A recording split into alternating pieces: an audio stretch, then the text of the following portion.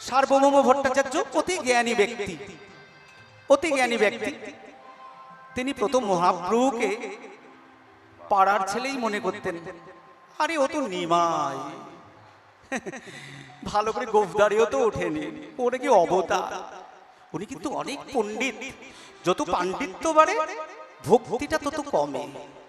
যত বড় বড় বই পড়বেন জ্ঞানী হবে, জ্ঞানের প্রদীপ চারিদিকে আলো প্রকাশ করবে, অন্যকে আলোকিত করবে। তার তলায় কিন্তু অনেক ঝুলকালি হয়ে যায়। ভাববেন কথাগুলো। সার্বভৌম ভট্টাচার্য বিশাল আমাদের গর্ব, আমাদের অহংকার, এই মাটির সন্তান, আমাদের লোক।